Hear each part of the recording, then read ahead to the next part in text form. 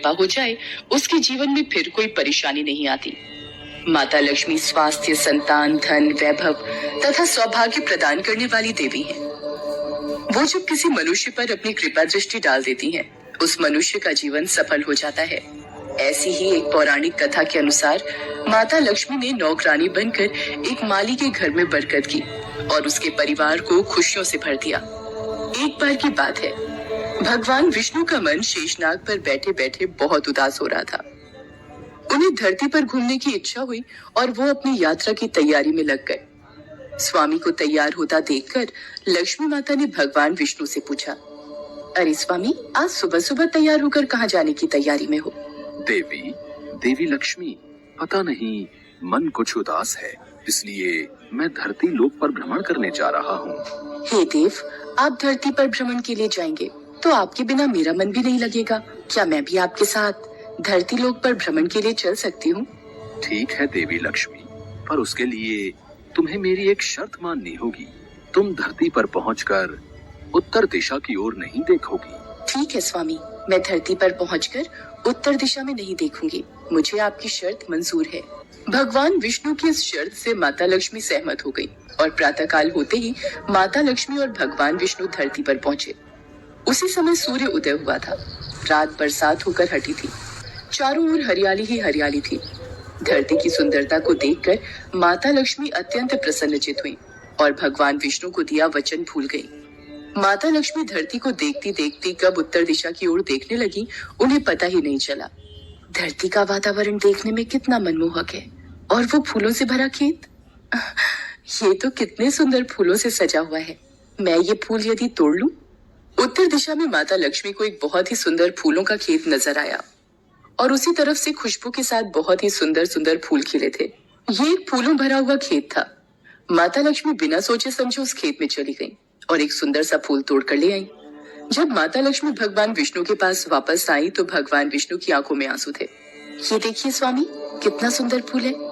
अरे स्वामी, आपकी आंखों में ये आंसू क्या हुआ? स्वामी, क्या मुझसे कोई गलती हुई है? बताइए स्वामी। देवी लक्ष्मी, आप मेरा वचन याद नहीं रख पाई। शर्त के अनुसार आपको उत्तर दिशा में नहीं देखना था और साथ ही साथ आपको ये भी सोचना था कि किसी की कोई भी वस्तु को कभी भी किसी से बिना पूछे नहीं लेना चाहिए। स्वामी, मुझसे भूल हो गई, मुझे क्षमा कर दीजिए। देवी लक्ष्मी, आपने जो भूल की है उसकी सजा आपको जरूर मिलेगी।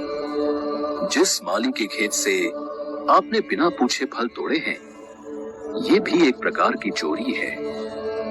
इसलिए देवी लक्ष्मी, आप 3 वर्ष तक माली के घर में रहेंगी। इसके बाद मैं स्वयं आपको वैकुंठ वापस बुलाऊंगा। जैसी आपकी आज्ञा स्वामी। माता लक्ष्मी ने चुपचाप सिर झुकाकर वचन स्वीकार किया और भगवान विष्णु वैकुंठ लौट गए। माता लक्ष्मी ने एक गरीब लड़की का रूप धारण कर लिया। खेत के मालिक का नाम माधव था। माधव की पत्नी 2 बेटे और 3 बेटियां थी। सभी उस छोटे से खेत पे काम करके किसी तरह से गुजारा करते थे। खेत के पास ही माधव की झोपड़ी थी। माता लक्ष्मी माधव की झोपड़ी पर जाती हैं। माधव लड़की को देखकर पूछता है, तुम कौन हो और इस समय तुम्हें क्या चाहिए? मैं तुम्हारी क्या मदद कर सकता हूँ? मेरा नाम लक्ष्मी है। मैं एक गरीब लड़की हूँ। मेरी देखभाल करने वाला कोई नहीं। मैंने कई दिनों से कुछ भी नहीं खाया। मुझे कोई भी काम दे दो और मैं तुम्हारे घर का काम भी कर दिया करूंगी। बस मुझे अपने घर में एक कोने में आसरा दे दो। माधव बहुत ही अच्छे दिल का आदमी था। उसे लड़की पर दया आ गई। वो लड़की से बोला, देखो बिटिया, मैं तो बहुत ही गरीब माली हूँ। मेरी कमाई से मेरे घर का खर्च बड़ी मुश्किल से चलता है। लेकिन अगर मेरी 3 की जगह 4 बेटियां होती तो भी मैंने ही गुजारा करना था। जैसा रूखा सूखा हम खाते हैं वही खिला सकता हूँ। यदि तुम मेरे यहाँ यही रूखा सूखा खाकर खुश रह सकती हो तो अंदर आ जाओ। आपने मुझे अपनी झोपड़ी में शरण दी। आपका बहुत बहुत शुक्रिया। माता लक्ष्मी 3 साल माधव के घर पर नौकरानी बनकर रही। जिस दिन माता लक्ष्मी माधव के घर आई थी, उसी दिन से ही माधव को इतनी आमदनी हुई कि उसने एक गाय खरीद ली। अजी, ये नई गाय खरीद लाए? ये तो बहुत अच्छा हुआ। आज तुम्हारी आमदनी बहुत अच्छी हुई। सरला, सब माता लक्ष्मी की दया है। माधव, मैंने कोई चमत्कार नहीं किया। ये सब तुम्हारे दयालु स्वभाव का ही फल है। जो आज तुम्हें प्राप्त हुआ है। तुमने तो मुझे एक गरीब लड़की समझकर अपने घर में शरण दी है। धीरे धीरे माधव की आमदनी अच्छी हो गई। उसने जमीनें खरीद ली और फिर एक बड़ा पक्का घर भी बनवा लिया। सारी सुख समृद्धि, गहने, कपड़े, जेवर, सब कुछ अब माधव और उसके परिवार के पास था। लक्ष्मी माधव के घर और खेत में काम करती रहती थी। एक दिन माधव ने सोचा, मुझे ये सब इस लड़की लक्ष्मी के आने के बाद मिला है। जब से ये मेरे घर आई है, मेरी किस्मत ही बदल गई है। माधव लक्ष्मी के बारे में सोच में ही था कि एक दिन जब वो अपने खेत से काम खत्म करके घर आया तो अपने घर के सामने द्वार पर एक देवी स्वरूप गहनों से सजी एक लड़की को देखकर हैरान रह गया। उसने ध्यान से देखा।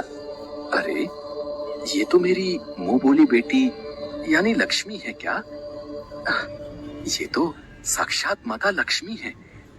सरला, सरला, बच्चों के साथ बाहर आओ। माता लक्ष्मी स्वयं हमारे द्वार पर आई है। माधव का पूरा परिवार बाहर आ गया। सब हैरान होकर माता लक्ष्मी को देख रहे थे। माता लक्ष्मी, हमें माफ करना। हमने अनजाने में आपसे अपने घर और खेत का काम करवाया। माता, हम आपको पहचान नहीं पाए। हमसे ये कैसा अपराध हो गया। माता, हम सबको क्षमा कर दो। माधव, तुम बहुत ही नेक दिल और दयालु व्यक्ति हो। तुमने मुझे आश्रय दिया, 3 साल तक अपनी बेटी की तरह रखा। इसके बदले मैं तुम्हें वरदान देती हूँ कि तुम्हारे पास कभी भी खुशियों की और धन की कमी नहीं रहेगी। तुम्हें सारे सुख मिलेंगे जिसके तुम हकदार हो। माधव को और उसके परिवार को आशीर्वाद देकर माता लक्ष्मी अपने स्वामी भगवान विष्णु के द्वारा भेजे रथ में बैठकर बैकुंठ चली जाती है। माधव और उसका परिवार हाथ जोड़कर माता लक्ष्मी का गुणगान